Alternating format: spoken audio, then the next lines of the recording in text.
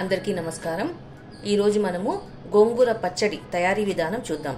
దీని కోసం రెండు మీడియం సైజ్ గోంగూర కట్టలను తీసుకున్నాను। ఇప్పుడు స్టవ్ ఆన్ చేసుకొని ఒక పాన్ పెట్టుకొని ఇందులోకి ఒక టేబుల్ స్పూన్ మైన ఆయిల్ వేసుకోవాలి। ఆయిల్ కాగిన తర్వాత ఇందులోకి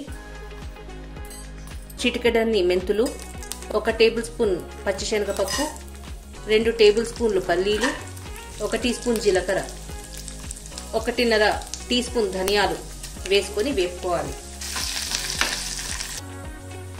ఇవి కొద్దిగా వేగాక ఇందులోకి బాగా ఘాటుగా ఉన్న పచ్చిమిర్చి 15 తీసుకొని ఇవి కూడా ఇందులోకి వేసుకోవాలి।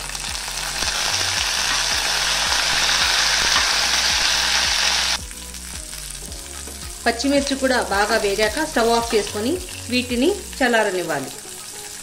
పెట్టుకొని ఇందులోకి ఒక పెద్ద చెంచాడు ఆయిల్ వేసుకోవాలి। శుభ్రంగా వాష్ చేసుకున్న గోంగూర ఆకులను ఇందులోకి వేసుకోవాలి।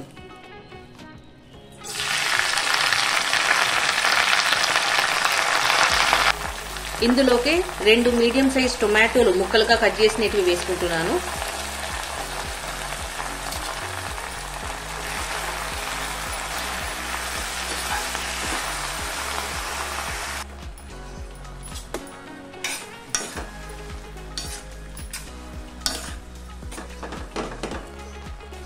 ఇందులోకి టీ గ్లాస్ మైన నీళ్లు పోసుకొని టొమాటో ఇంకా గోంగూర బాగా ఉడికేంత వరకు మూత పెట్టేసి ఉడికించుకోవాలి।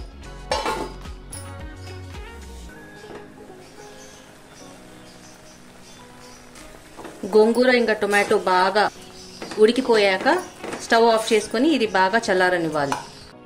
ఇప్పుడు ఒక రోలు తీసుకొని ఇందులోకి చల్లారిన దినుసులు వేసుకోవాలి।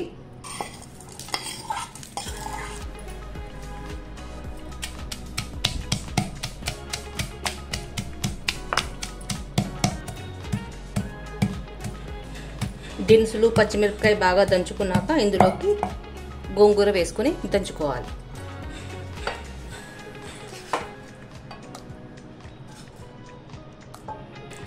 ఇందులోకి 1.5 టీ స్పూన్ ఉప్పు కూడా వేసుకొని దంచుకోవాలి।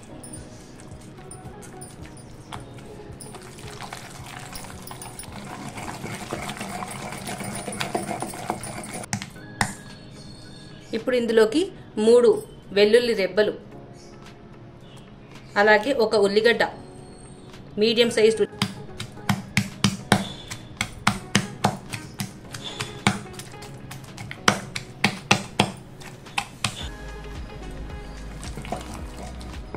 ఇప్పుడు మనం ఈ పచ్చడికి పోపు పెట్టుకుందాము। స్టవ్ ఆన్ చేసి ఒక ప్యాన్ పెట్టుకొని ఇందులోకి ఒక పెద్ద చెంచాడు ఆయిల్ వేసుకోవాలి। ఆయిల్ కాగిన తర్వాత ఇందులోకి 1 టేబుల్ స్పూన్ మైన పోపు దినుసులు, 5 ఎండుమిరపకాయలు, 5 వెల్లుల్లి రెబ్బలు కచ్చపచ్చ దంచినటివి, 2 రెమ్మల కరివేపాకు, ఇందులోకి 1/2 టీ స్పూన్ పసుపు వేసుకుంటున్నాను।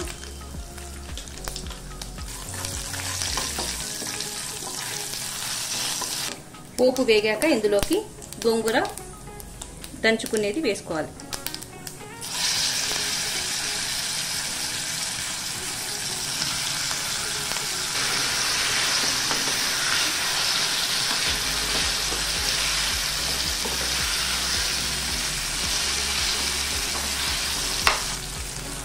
నేను ఉప్పు మరో 1/2 టీ స్పూన్ వేసుకుంటున్నాను।